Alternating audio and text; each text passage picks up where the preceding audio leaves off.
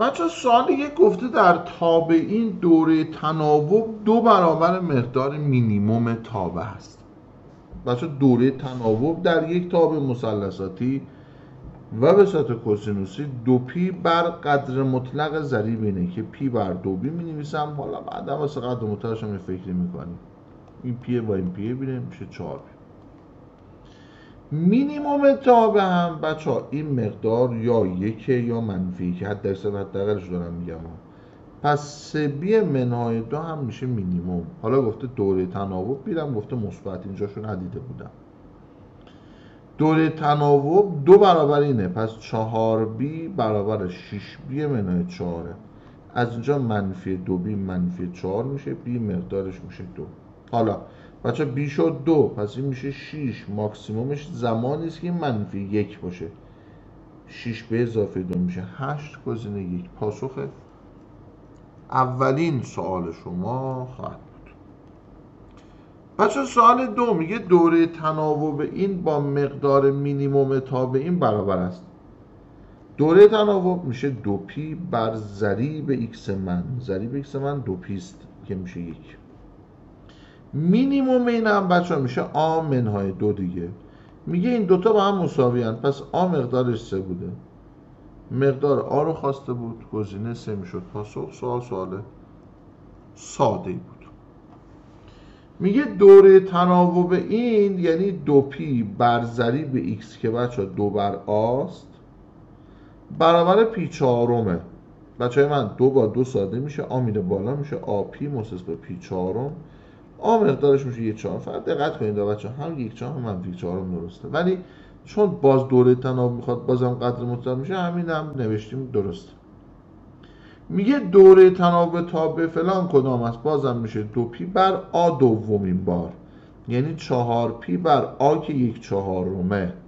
خب بچه این بره بالا میشه 16p دیگه. گزینه 3 پاسخ سوال 3 شما خواهد بود. بچه سوال 4 میگه دوره تناوب این که میشه 2p بر a p بر b، بچه p با p میره میشه 2b بر a برابر 3/4 است. یعنی بچه ها b بر a میشه 3/8. ببین چیکار کردم، تقسیم 2 کردم، این رفت، تقسیم 2 هم بکنیم میشه 8 دیگه.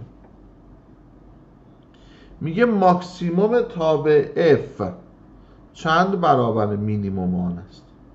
خب بچه ها بیاد b رو بگیریم 3، a رو بگیریم 8. 8 منهای 6 تا سینوس.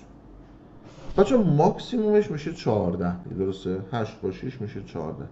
مینیمومش میشه 8 منهای 6 میشه 2، پس میشه 7.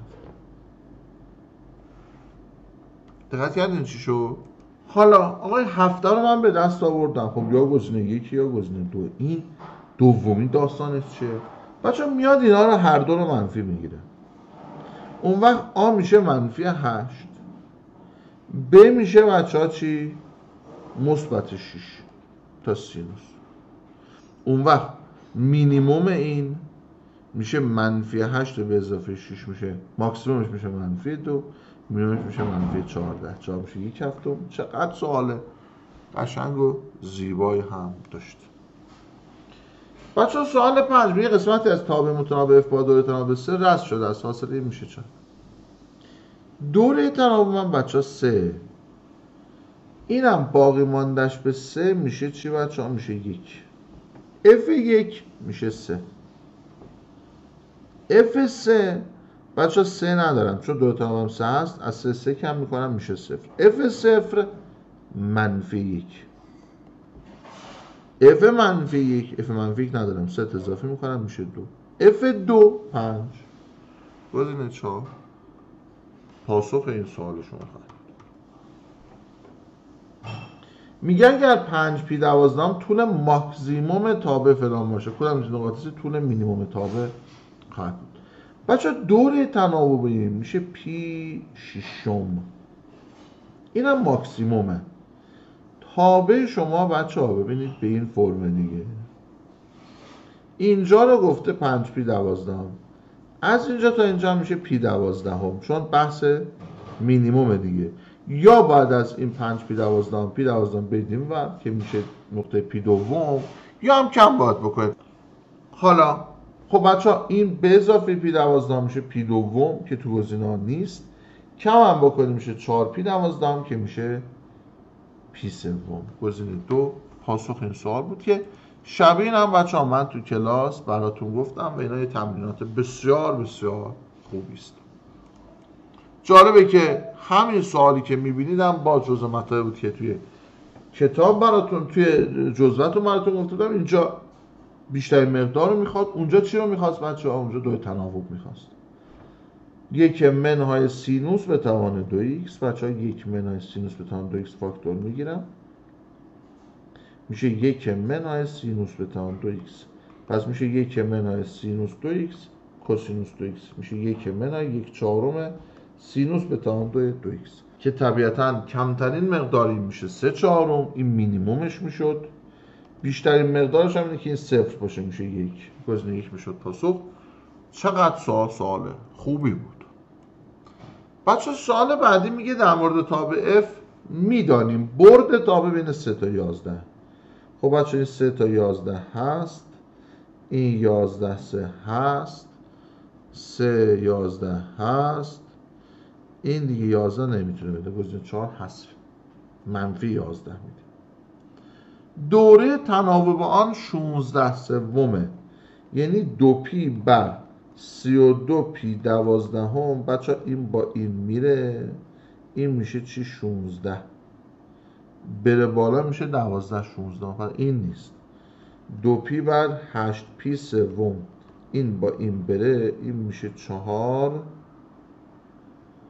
2 پی بر 8 اینم نیست، پس مجبور این باشه دیگه. بذار اینم چک کنیم. 2 پی بر با 5 ساده بکنم بچه میشه 3 پی 8 بله 16 سوم میشه. گزینه پاسخ.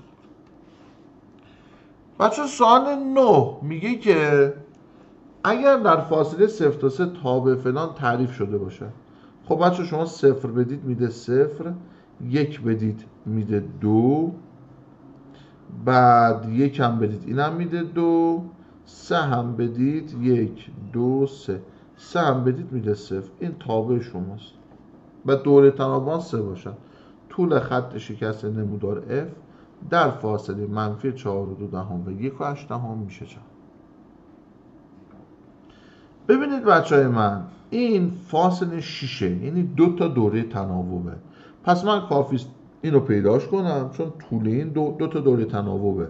مثلا دارم میگم این به این شکلی داره میره، شما مثلا از اینجا تا اینجا حساب بکنید، اینو وصل بکنید این قسمت رو ببینید، باز این تکمیل میشه، اینم سر جای خودش، یعنی فرقی نخواهد کرد. بچه‌ها من میام چیکار میکنم؟ میگم آقا اینجا یکی اینجا 2، پس اینجا میشه رادیکال 5.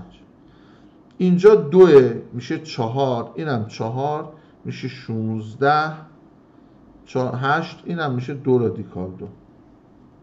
پس میشه 2 تا از این 2 رادیکال 5 به اضافه 4 رادیکال 2، اینم بره داخل میشه رادیکال 20 رادیکال 32.